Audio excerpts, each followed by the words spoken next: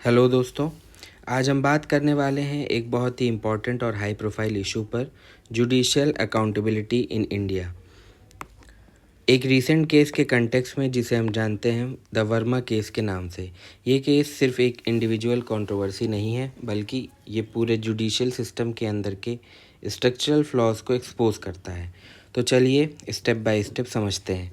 Justice Yashwant Verma ने resign कर दिया था जब उनके खिलाफ पार्लियामेंट्री इम्पीचमेंट प्रोसीडिंग्स चल रही थी, और इस रेजिग्नेशन का मेन कारण ये था कि उनके घर से अनअकाउंटेड बर्न्ड कैश मिला था दिल्ली रेजिडेंस से। ये इंसिडेंट अपने आप में शॉकिंग था, लेकिन इससे भी ज़्यादा इम्पॉर्टेंट है कि इसने सिस्टम के लूप होल्स को एक्सपोज किया। तो पहला पॉइंट समझते हैं, इम्पीचमेंट लूप होल। जजेस इंक्वायरी एक्ट 1968 के अंदर ये रिमूवल हुआ। ये प्रोसेस बहुत ही स्लो है और हाईली पॉलिटिकल भी है। हिस्टोरिकली क्या होता है, अब ये समझ लेते हैं।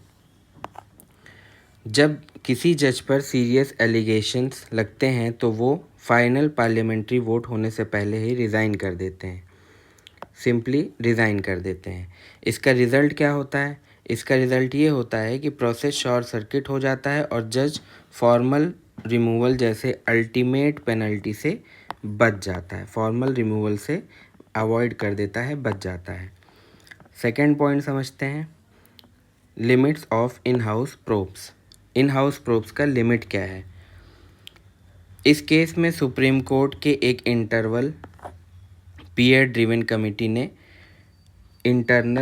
पीयर ड्रिवन कमिटी ने प्राइमा फेसी मिसकंडक्ट को एविडेंस फाइंड किया, लेकिन यहाँ एक मेजर लिमिटेशन है।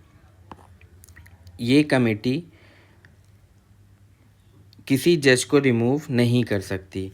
ये सिर्फ क्या कर सकती है?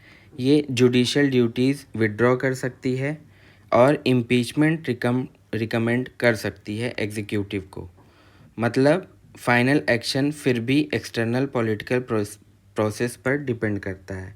ये सिर्फ जुडिशियल ड्यूटीज़ को विड्रॉ कर सकती है और सिर्फ ये रिकमेंडेशन करती है एग्जीक्यूटिव को, ये फाइनली रिमूव नहीं करती है। तो ये इसके लिमिटेशंस हैं।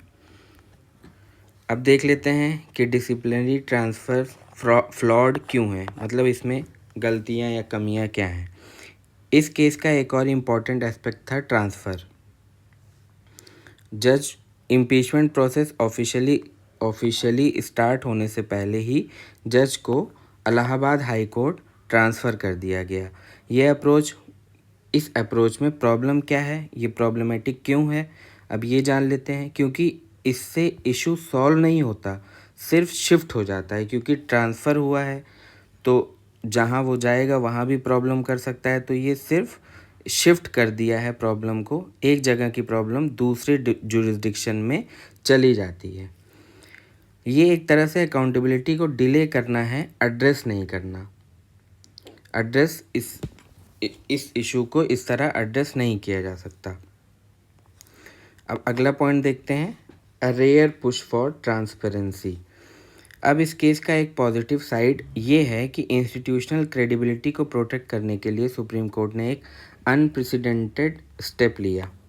इंस्टीट्यूशनल क्रेडिबिलिटी को प्रोटेक्ट करने के लिए इंक्वायरी रिपोर्ट्स और एविडेंस वीडियोस को पब्लिक कर दिया। इन्होंने पब्लिक कर दिया, जो कि अब पब्लिक डोमेन में अवेलेबल कर दिया। इससे एक स्ट्रॉन्ग मैसेज आया है, जजेस are not above the law. ये ट्रांसपेरेंसी जुडिशियल अकाउंटेबिलिटी के लिए एक इम्पॉर्टेंट सिग्नल है। अगला बात करते हैं, अगर हम पूरा सिस्टम देखें तो करंट जुडिशियल अकाउंटेबिलिटी मैकेनिज़्म दो चीज़ों पर हैविली रिलाई करता है, एड हॉक पीयर रिव्यूज़ पर और स्लो पार्लियामेंट्री इम्पीचमेंट प्रोसेस पर। एंड आर्डुअस पार्लियामेंट्री रूट, मतलब स्लो पार्लियामेंट्री इम्पीचमेंट प्रोसेस पर। और इस वजह से इफ़ेक्टिव अकाउंटेबिलिटी इंश्योर नहीं हो पाती है।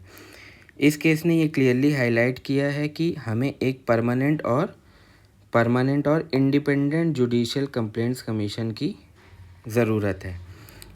ऐसा बॉडी जो स्विफ्ट इन्वेस्टिगेशन करे, ऑब्जेक्टिव हो और जुडिशियल मिसकंडक्ट को इफ़ेक्टिवली हैंडल करे। जुडिशियल मिसकंडक्ट को इफ़ेक्टिवली हैंडल करे, जो कि स्विफ्ट हो और ऑब्जेक्टिवली इन्वेस्टिगेशन कर सके। अगर आपको ये एनालिसिस हेल्पफुल लगा तो वीडियो को लाइक करें, शेयर करें और चैनल को सब्सक्राइब करना ना भूलें।